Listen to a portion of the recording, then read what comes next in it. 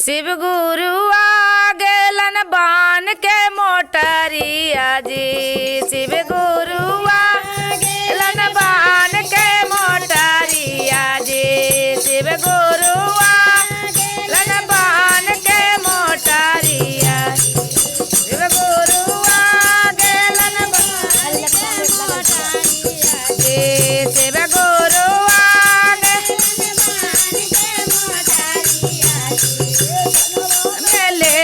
ऐलान जस के मोटारिया जी। संगवा में ले ऐलान जस के। शिव गुरु आ गेलन बान के पगारिया जी।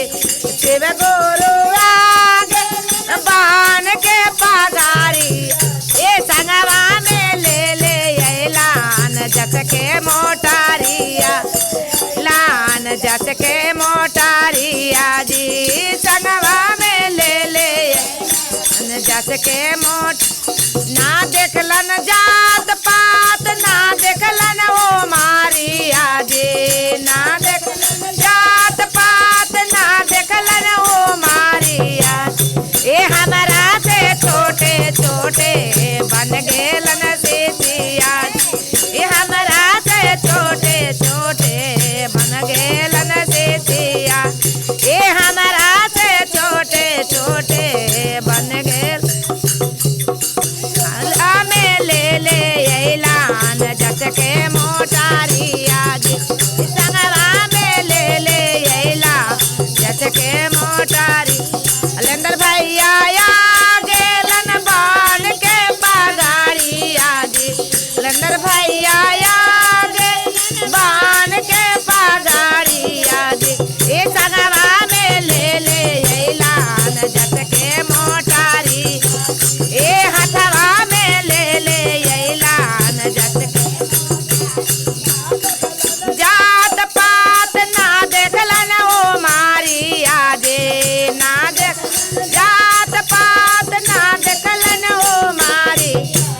ये हमारा से छोटे ना देलन से आज। ये हमारा से छोटे छोटे बाना देलन से ये हमारा से छोटे छोटे बाना देलन से आज। हमारा से छोटे छोटे बाना देलन से छोटे बान क्या बाना होलन जे।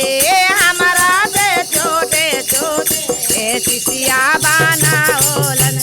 पहला में दाया मंगले दोसारा में चारा चाजे। पहला में दाया मंगले दोसारा में चारा। ये तीसरा में बाली हम नम शिवा परनामी आज। ये तीसरा में गाये ले हम नम शिवा परनामी आज। ये तीसरा में गाये ले हम नम शिवा परन। लीलम दीदिया गेलन ओढ़ के चूड़ानिया जी। लीलम दीदिया लन ओढ़ के चुनारिया जी। ये हथवा में बान देलान अपनी। हथवा में बान देला अन उधरत कांगाना माज।